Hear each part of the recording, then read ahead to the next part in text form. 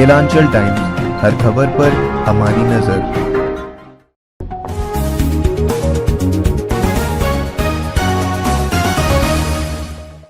Kelanchal times के तमाम दर्शकों को मेरा नमस्कार। मैं आपके साथ नैनी मिश्रा। पंचायत चुनाव हो रहे हैं बिहार में, इसको लेकर आज हमारी टीम पहुंची हुई थी ग्राम पंचायत सदानंदपुर, जहां पर हमने बातचीत की वर्तमान पंचायत समिति सदस्य, साथ ही साथ भावी पंचायत समिति सदस्य नूतन देवी के प्रतिनिधि संजय यादव जी से। क्या कुछ उनसे बातें हुई हैं, क्या तमाम मुद्दे थे बातचीत करने के, आइए देखिए इस रिपोर्ट में। नमस्कार, आप देख रहे हैं केलांचल टाइम्स। मैं हूं ओंकार झा। बिहार में चुनाव हो रहे हैं, कई चरणों का मतदान भी हो गया और कई चरण का मतदान बाकी भी है।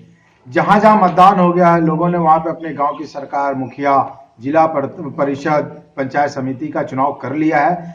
जहां जहां मतदान बाकी है वहां पे प्रत्याशी अपना नामांकन करके जोर शोर से चुनावी प्रचार में लग गए हैं। इसी तरह में मेरी मुलाकात संजय यादव जी से हुई, जो कि भागलपुर जिला के कहलगांव प्रखंड के सदानंदपुर बैसा पंचायत के पंचायत समिति के प्रतिनिधि हैं। इनके जो प्रत्याशी हैं वो नूतन देवी जी, जो एक महिला प्रत्याशी हैं, वो समाज में क्या क्या चाहती हैं, क्या सपने लेके आई हैं, उनके प्रतिनिधि संजय यादव जी से बात करते हैं। सर, केलांचल टाइम्स में आपका स्वागत है। आप निवर्तमान पंचायत समिति भी हैं और इस बार आपकी धर्म पत्नी नूतन देवी जी पंचायत समिति का चुनाव लड़ रही हैं। क्या उद्देश्य लेके आई हैं? उद्देश्य हम लोग का शुरू से रहा है कि समाज का सेवा करना। जो गरीब तबके के लोग हैं उनको हम लोग मिलकर आगे लाते हैं जी। किसी की बेटी का शादी हो, कोई गरीब अगर मर जाता है, हम लोग जहाँ तक होता है उनके लिए कोऑपरेट करते हैं, उनके साथ रहते हैं जी। इसी उद्देश्य से आप पंचायत समिति का चुनाव आपकी धर्मपत्नी लड़ रही है कि समाज का सेवा, पंचायत का विकास, जनता की सेवा करना है। इसके पहले भी हम लोग पार्षद प्रतिनिधि रहे जी। कहलगांव प्रमुख नूतन देवी जी रहे जी जी।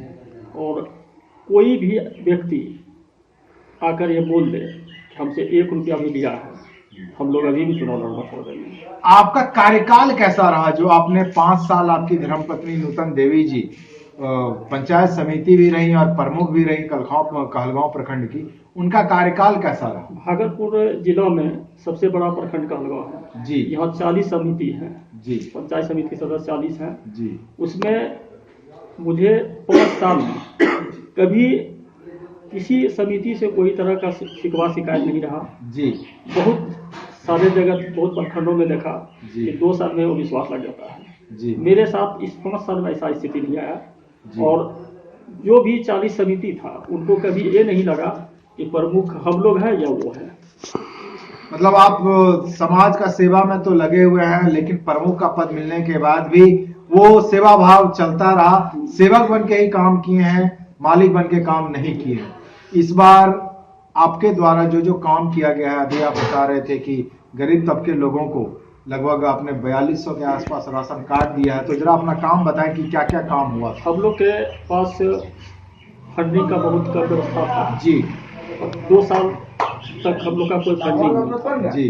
चुनाव जीतने के बाद 2 साल तक सरकार के द्वारा कोई फंडिंग नहीं था। पहले बहुत सारा फंड प्रमुख आता था, जैसे BRDF हुआ जी, आपका चतुर्थ से चलता था, 13वीं चलता था जी जी। इस बार हम लोग को सिंगल पंचम की राशि था, हम लोग को भी और जिला परिषद को भी जी। और जो भी राशि थी वो आपका 7 निश्चय में डाइवर्ट मुखिया को कर दिया गया था जी।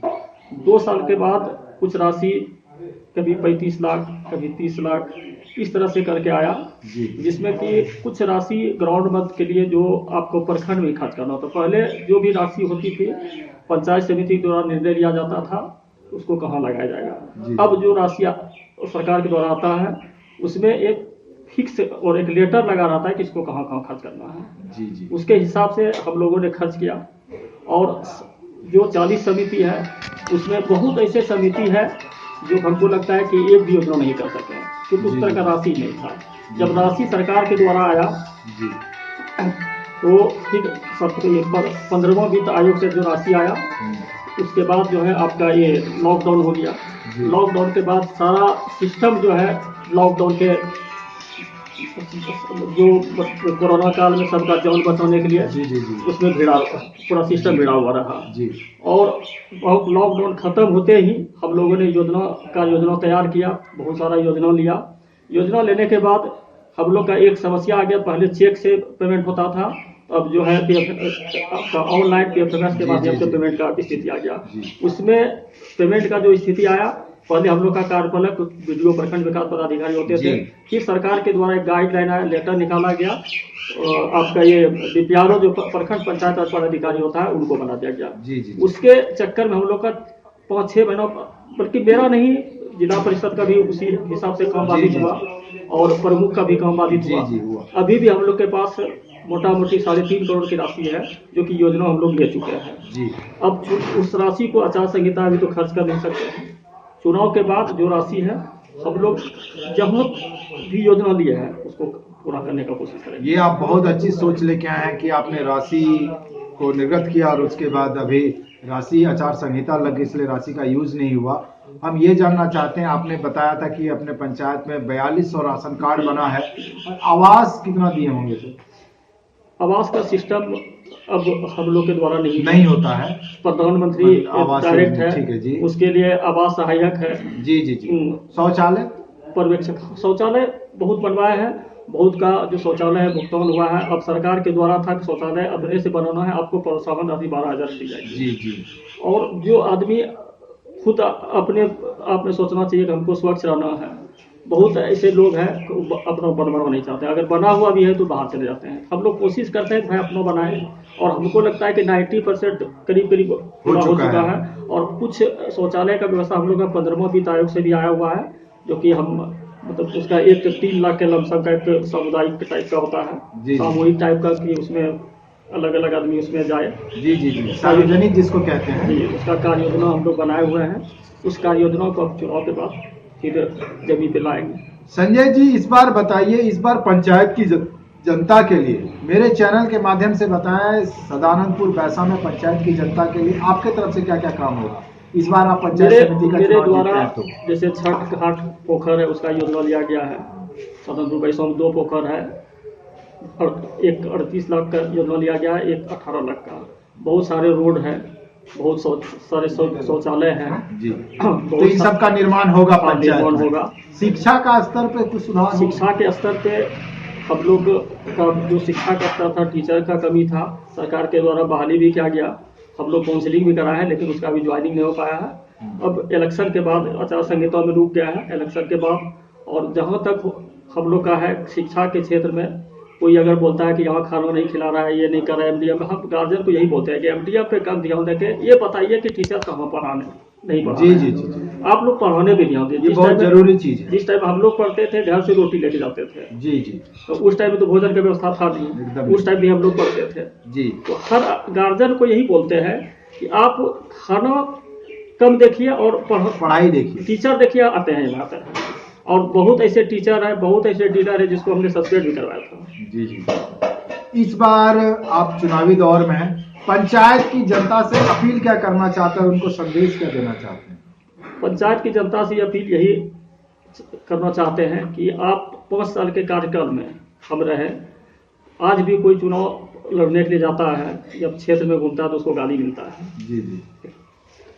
हमको कम से कम इतना जरूर है कि जाते हैं मौन सम्मान के साथ आदमी बैठाते हैं। जी जी। और 5 साल में हम कोशिश किए हैं कि एक भी केस नहीं हो जी। बैठ के भाईचारा के साथ रहे। और बहुत सारे प्रत्याशी जो है जात पात का राजनीति करके चुनाव लड़ रहे हैं।